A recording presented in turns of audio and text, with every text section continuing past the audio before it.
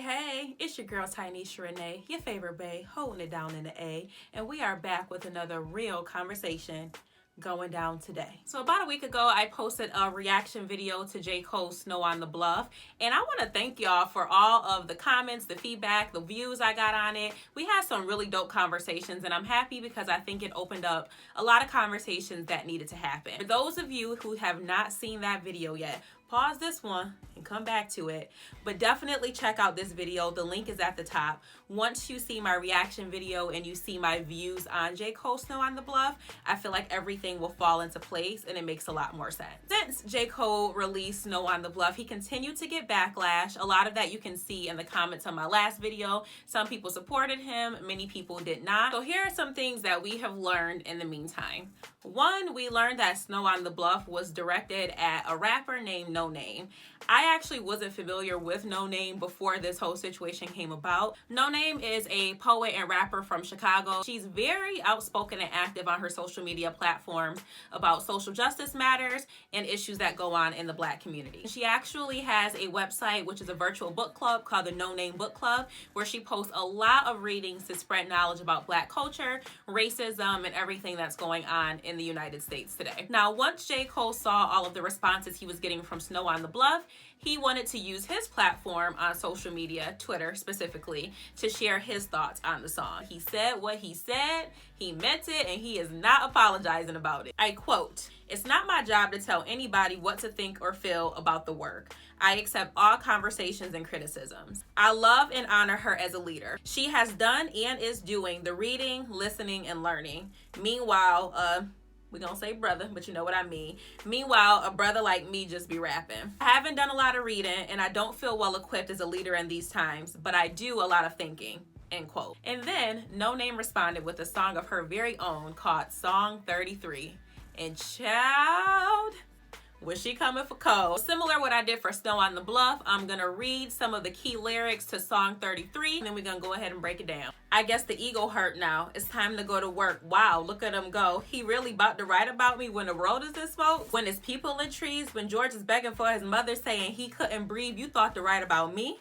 One girl missing, another one go missing. One girl missing, another one go." I actually really like this song, as you guys can tell by the way I broke it down. But anyway, let's get into it. I should add that Noname did apologize for this song. She said, "I didn't have to respond. My ego got the best of me. I apologize for any further distraction that this caused." Some people felt some kind of way about her apology. They felt like it was unnecessary. On one hand, I do think that her making a song, when she criticized J. Cole about making a song, that does come across as a bit hypocritical. Other people felt like she's using this as an opportunity to further expose her name. I don't really know. I think that's beside the point. I think everybody needs to focus on the message that was being sent with the song. She talked about patriarchy. She discusses J. Cole's ego being hurt, and that's the reason why he responded via a song.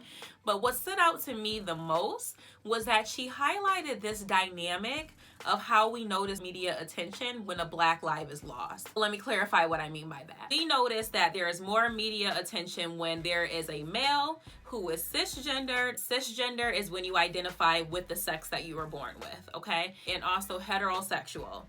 You start to see things get a little bit fuzzy if there's something that happens with a Black woman, someone who's a part of the LGBTQ community. Prime example, if you take a look at all of the protests going on today, a lot of them were centered around George Floyd. God rest his soul. This is not to take away from the protests that were done. I'm so proud that people were coming together to do this in all 50 states.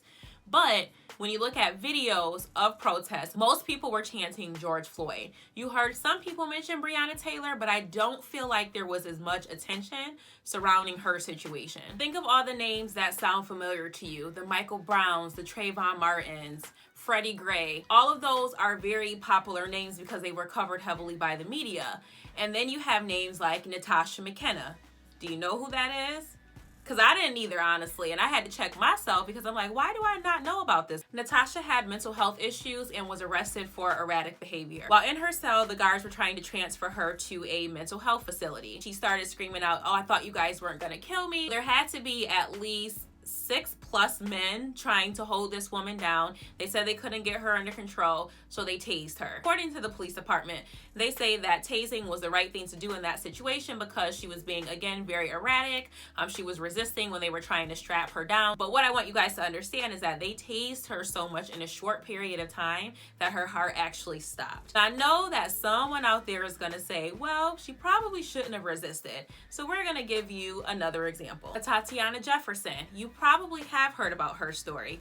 She was the woman who got shot while she was inside of her home, minding her own business, playing video games with her 8-year-old nephew. Tatiana's neighbor saw that the door was propped open. The neighbor called the police for a wellness check because he was actually concerned about Tatiana. He thought that someone might have gone into the house to harm her.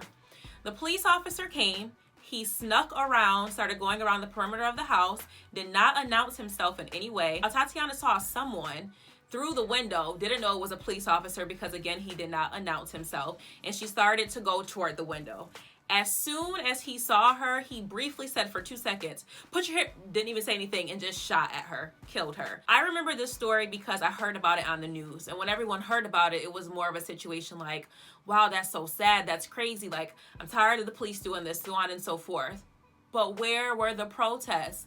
Where was the outrage? Now, it's interesting because J. Cole and Noname both got similar criticisms. There's bigger things going on in the world. They're focused on the wrong things. But my question is, are they really though? Because when you listen to what both artists are saying, they're bringing up important issues that go on within the Black community. You have J. Cole who's saying, you know, I represent the people who might not be as woke. I know that you might get frustrated with me because I don't have that knowledge. I do want to listen. Can you help me, or are you going to continue on to look down on me because I'm not knowledgeable or I'm not acting the way that you would like me to act? And you have Noname who's saying, it's not my responsibility to teach you. You are very egotistical. You are a misogynist. You benefit from patriarchy. Women are not being seen with the same level of importance when their lives are lost. What is it that we can do about it? Think about all of the dynamics that we see people going back and forth on. Patriarchy, colorism, homophobia, transphobia.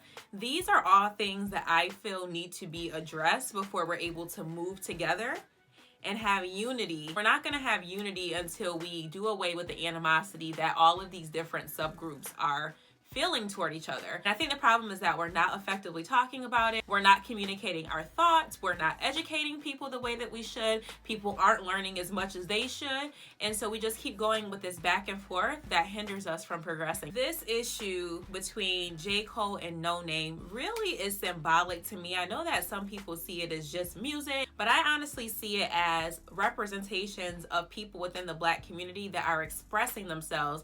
They're screaming for people to understand them, and the other party just isn't getting it. They're so strong-willed that they're not trying to hear where the other person is coming from. I think we need to realize that the Black Lives Matter movement and activism is very multifaceted. People really need to play different roles based on what their strengths are. In a perfect world, I think that every single Black person would be an activist. They would be out there going hard and protesting and talking to people who can change laws and things of that sort. But it's really unrealistic because everyone isn't built like that. You have the thinkers like J. Cole. These are the ones who can spark deep conversations, and by sharing their perspectives, it leads people to go on their own path toward consciousness. You have the educators. These are the people who hold a wealth of knowledge. They might read a lot of books.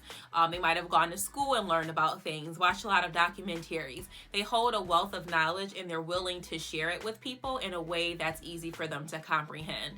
Now, this is the type of person that obviously we see Noname doesn't want to be, and this is not the type of person that J. Cole feels he is because he said that he doesn't read a lot of books. So educators are also very important, and if you are a person who feels like it's not your job to be an educator and share that knowledge, that's fine. That role was not built for you. And then we have the doers or the activists. These are the people who are out there protesting. They're organizing different things within the community. They're trying to meet with mayors and different local politicians to initiate change. Now, ideally, people would be all three, right? So they would be a thinker, they would be an educator, and they would be a doer. But I think it does take time to get to that point. So in the meantime, I think that we can appreciate those different strengths in all people and figure out a way for us to come together and utilize them, because if you can combine all three types of people, you would have a very, very powerful force. In conclusion, I really enjoyed Snow on the Bluff and Song 33. I think that these songs sparked some very important conversation that needed to happen,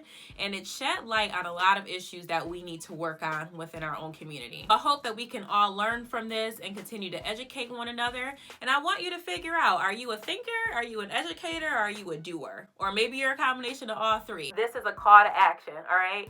Use your strength to bring greatness and change into the world. Those are my thoughts. Let me know what you think in the comments. Until next time, bye.